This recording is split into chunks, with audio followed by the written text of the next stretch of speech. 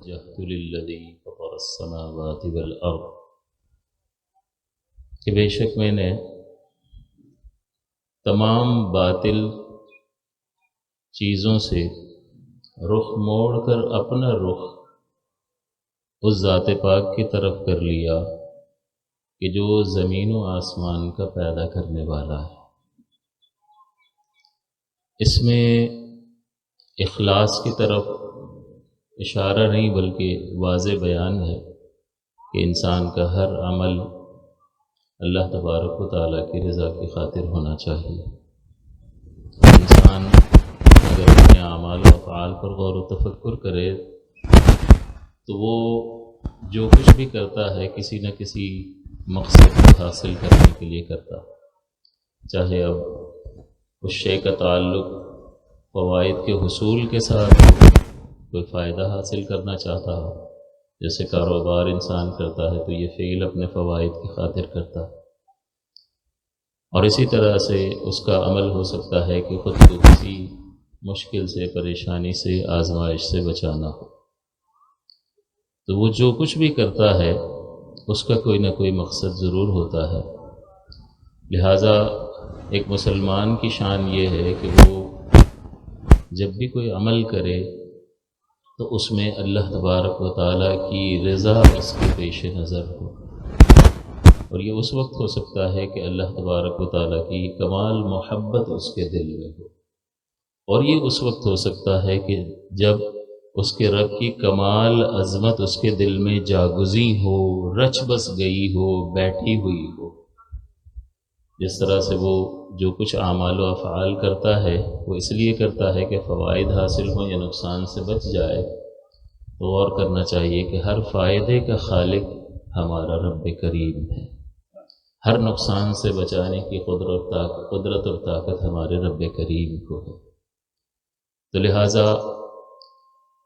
جب یہ سوچ و فکر پیدا ہو جائے تو ریاکاری ختم ہو جاتی ہے،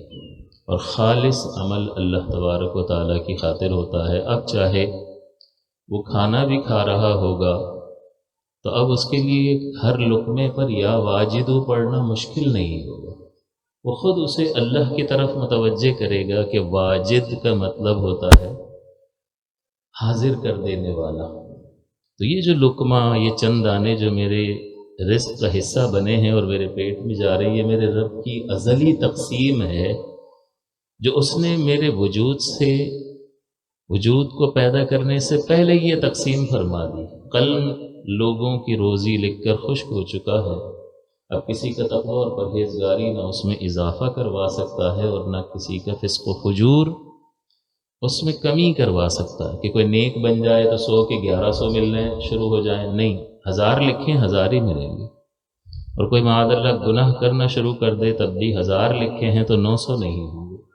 اللہ کی تقسیم کو کوئی شے تبدیل نہیں کر سکتی۔ تو پھر جب وہ اس چیز پر غور کرتا ہے تو کھانا کھاتے ہوئے بھی اللہ کی طرف اس کی توجہ ہوتی ہے، اور اس کے لیے کھانا کھاتے ہوئے بھی اللہ کو یاد کرنا دشوار نہیں ہوتا۔ ہم بعض اوقات بتاتے ہیں نا، ہر لقمے پر واجی یا واجدو پڑا کر، بندہ کہتا ہے یار کیسے ادھر لذت حاصل کرنے کی طرف 2 بوٹیاں مجھے مل جائیں اور زیادہ کھانا مل جائے اور فلاں چیز، ایسا نہیں ہے۔ جو اللہ کی عظمت کو پہچانتا ہے اس کے پیش نظر ہر وقت تو ہی تو، ہر وقت وہی ہوتا ہے۔ جیسا کہ کسی شاعر نے کہا، بلکہ غالباً مصطفیٰ رضا خان صاحب نے حمد لکھی کہ قلب کو اس کی رویت کی ہے آرزو، جس کا جلوہ ہے عالم میں ہر چار سو، بلکہ خود نفس میں ہے وہ سبحانہ، عرش پر ہے مگر عرش کو جستجو، اللہ اللہ اللہ، طائران جنا میں تیری گفتگو، گیت تیرے ہی گاتے ہیں وہ خوشگلو، کوئی کہتا ہے حق کوئی کہتا ہے ہو، اور کب سب کہتے ہیں لا شریک لہ، تجھ جیسا کوئی نہیں، تیرا کوئی ثانی ہمسر اور تیرا کوئی شریک نہیں، لا شریک لہ، اللہ اللہ اللہ۔ تو جب انسان کی توجہ اس جانب رہتی ہے تو اس کے دل میں اخلاص پیدا ہوتا ہے۔ آج قربانی کا دن ہے، ہم اللہ تعالیٰ کی جانب سے لازم کی ہوئی ایک ذمہ داری کو پورا کریں گے، لہٰذا اس میں اخلاص کو پیش نظر رکھنے کی انتہائی ضرورت ہے کہ جب ہم اپنے عمل کو خالص اللہ کے لیے رکھیں گے تب ہی اس سے وہ اجر اور وہ بدلہ حاصل کر سکیں گے جو اس نے اپنے پیارے حبیب کریم صلی اللہ علیہ وسلم کے ذریعے سے ہم تک پہنچایا ہے۔ یہ نہیں ہو سکتا کہ ملاوٹ بھی کریں اور پھر وہ بدلہ مل جائے جو اللہ نے ہمیں بیان فرمایا ہے، لہٰذا اپنی نیتوں کو خالص رکھیں۔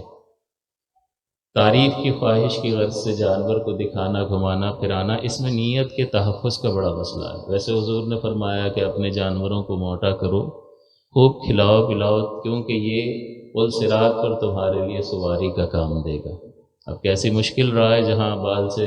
زیادہ باریک اور تلوار سے زیادہ تیز راستہ ہو، وہاں پر یہ ہمارے کام آ جائے تو اس سے بڑھ کر اور مدد اس مشکل دن میں کیا ہو سکتی ہے۔ تو حضور نے فرمایا کہ اچھی قربانی کرو، لیکن جہاں یہ حکم ارشاد فرمایا وہاں ساتھ ساتھ انسان کو اپنی نیت کی حفاظت بھی کرنی چاہیے کہ بس اس کا طرز عمل اپنے رب کی رضا کی خاطر ہو۔ اگر جانور کھڑا کیا ہے اور کوئی دیکھ رہا ہے تو تعریف کی خواہش دل میں نہ رکھے۔ ہاں یہ ضرور ہے کہ صدقہ دکھا کر بھی کیا جا سکتا ہے اور چھپا کر بھی کیا جا سکتا ہے۔ دکھا کر کریں تو نیت یہ ہونی چاہیے کہ میں اگر دکھاؤں گا تو دیکھ کر بھی لوگوں کو ترغیب حاصل ہوگی کہ یار یہ کر رہا ہے تو مجھے بھی کرنا چاہیے۔ تو اس حسن نیت کو پیدا کریں اور خالص اللہ تعالیٰ کی رضا کے لیے کریں، کسی تعریف کی خواہش دل میں نہیں ہونی چاہیے۔ ہاں ویسے اگر اپنی طرف سے کوئی آپ کے جانور کو دیکھ کر خواہش آپ کی تعریف کرتا ہے تو اس تعریف کا کرنا بھی جائز ہے، مستحسن ہے۔ اللہ تعالیٰ اپنے نیک بندوں کی، ان کے اعمال کی قدر فرماتا ہے، ان کی تعریف فرماتا ہے۔ سرکار دو عالم نے تعریف فرمائی تو تعریف کرنا بھی اچھا اپنے مسلمان کے بھائی کے عمل پر، اور اس تعریف کو سن کر خوش ہونا بھی منع نہیں ہے، گناہ نہیں ہے، لیکن شروع سے تعریف کی خواہش رکھنا یہ قابل توجہ بات ہے، لہٰذا خالص رکھیں۔ نیت اگر خالص ہوگی تو وہ بدلہ ایسے وقت میں ملے گا کہ جس وقت میں اولاد بھی ساتھ چھوڑ کر چلی جائے گی۔ لہٰذا اللہ سے دوستی کامیابی کی ضمانت ہے۔ باقی چیزوں سے اگر دوستی ہوگی تو اللہ کے لیے ہوگی۔ من احب للہ وابغض للہ واعطى للہ ومنع للہ فقد استکمل الایمان۔ جس نے اللہ کے لیے محبت کی، اللہ کے لیے بغض رکھا، اللہ کے لیے کسی کو کچھ دیا اور اگر کسی سے کچھ روکا تو اللہ ہی کے لیے روکا، فقد استکمل الایمان، تو اس نے اپنے ایمان کو مکمل کر لیا۔ تو اللہ تعالیٰ کی دوستی اصل ہے، اس کے پاس اگر آپ جمع کروائیں گے تو کبھی بھی آپ کا سرمایہ ضائع نہیں ہوگا بلکہ کئی گنا اضافے کے ساتھ ملے گا۔ دوسری بات یہ کہ قربانی جب ہم کر رہے ہیں تو اس سے متعلق بنیادی چیزوں کا جاننا، ذبح سے متعلق ضروری ہے کہ ذبح کرنے والے کا عاقل ہونا ضروری ہے۔ یعنی جب عاقل کہہ دیا اور بالغ کی قید نہیں لگائی تو اس کا مطلب نابالغ بھی ذبح کر سکتا ہے اگر وہ اتنا سمجھدار ہو اور ذبح کرنا جانتا ہو۔ دوسرا مسلمان ہونا ضروری ہے۔ تیسرا جب ذبح کریں تو بسم اللہ اللہ اکبر کہہ کر ذبح کریں اور اللہ کے غیر کا نام نہ لیا جائے ورنہ جانور ہی حرام ہو جائے گا۔ اور پانچویں شرط یہ ہے کہ وہ جانور بوقت ذبح زندہ ہونا چاہیے، اور اس کی زندگی کی علامت یہ ہے کہ جیسے ہی آپ چھری پھیریں گے تو جھرجھری سی پیدا ہوگی، خون فوارے کے ساتھ تیزی سے باہر آئے گا، تو یہ اس کے زندہ ہونے کی علامت ہے۔ اور یہ اس لیے عرض کر دیا کہ بعض اوقات جو ہے وہ جانور گراتے ہوئے اس سے کوئی چوٹ وغیرہ لگ جاتی ہے، تو یہ بھی یاد رہے کہ جب ذبح کرتے وقت اگر کوئی عیب جانور میں پیدا ہوا تو وہ مضر نہیں ہوتا، اس کی قربانی بالکل بلا کراہت جائز ہے۔ تو ایسے موقع پر گرایا اور اس کو کوئی چوٹ وغیرہ لگ گئی اور وہ بے سود سا ہو گیا، آپ نے جلدی سے چھری پھیر دی تو بس جھرجھری پیدا ہوئی، ہلا تھوڑا بہت اور خون فوارے کے ذریعے سے تیزی سے باہر آیا، تو یہ اس کے زندگی کی علامت ہے، لہٰذا وہ جانور حلال ہوگا۔ پھر جب آپ ذبح کرنے لگے تو طریقہ سنت یہ ہوتا ہے کہ رحمت کونین صلی اللہ علیہ وسلم نے اپنے دستے مبارک سے 2 چتکبرے مینڈوں کو ذبح فرمایا۔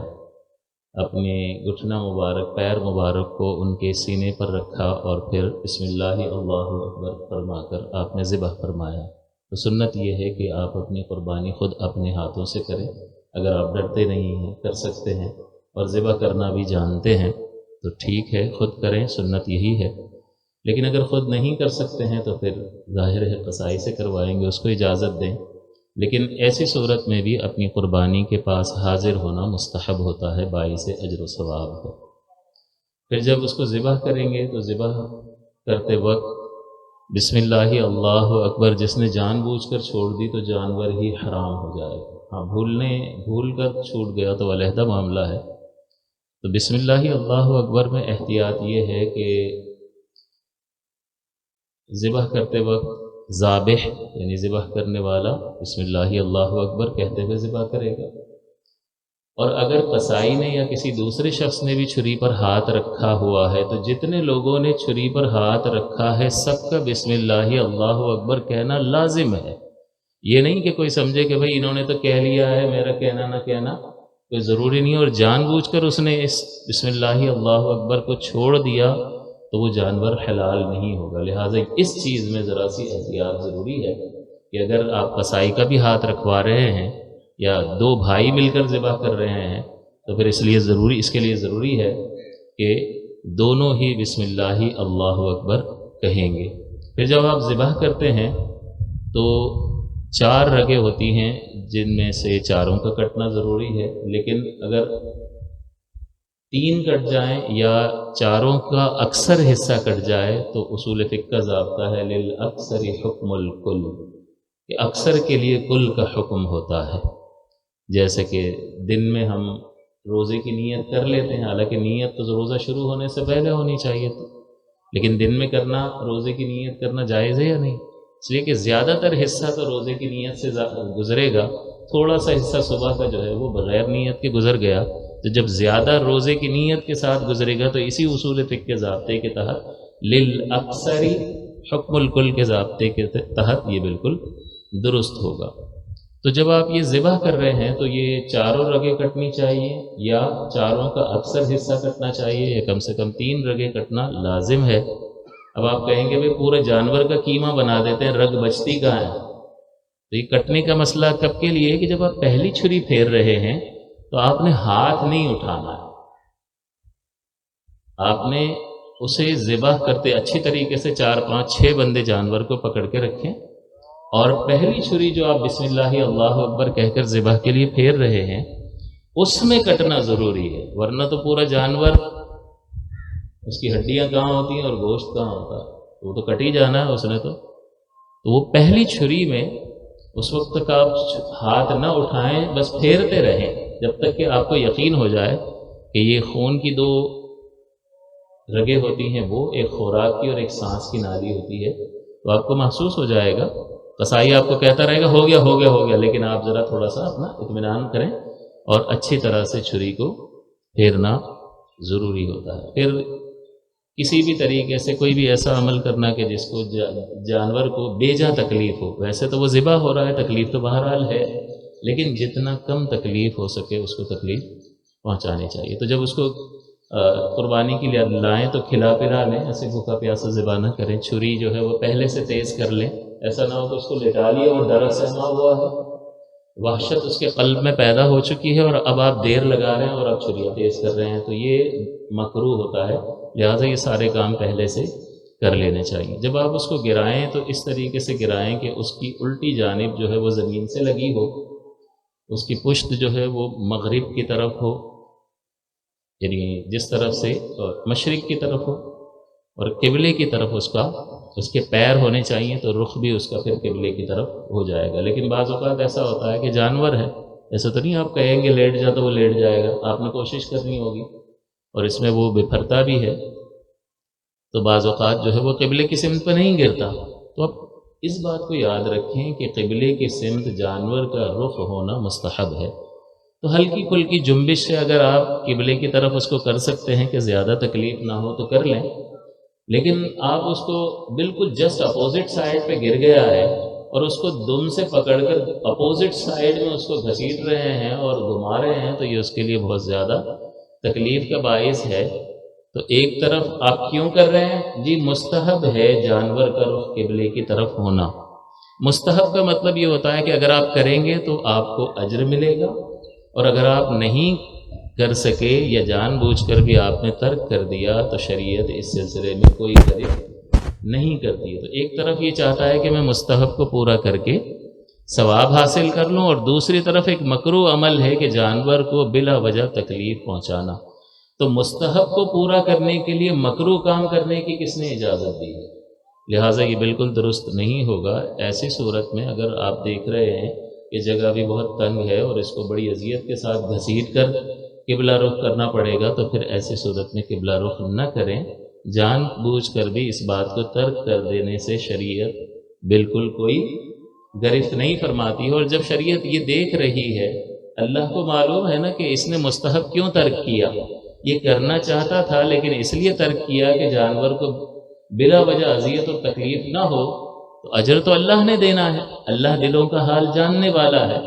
تو وہ قبلہ رخ نہ ہونے کے باوجود اس کا اجر آپ کی نامہ اعمال میں لکھ دے تو کوئی بعید نہیں ہے اس کی رحمت سے۔ لہٰذا شریعت کو اگر سمجھا جائے، اس کے تقاضوں کے مطابق عمل کیا جائے، تو نہ صرف ہماری عبادت درجہ کمال پر پہنچتی ہے بلکہ ہمیں اطمینان قلب بھی حاصل ہوتا ہے۔ تو ان چیزوں کا خیال لازم اور ضروری رکھیں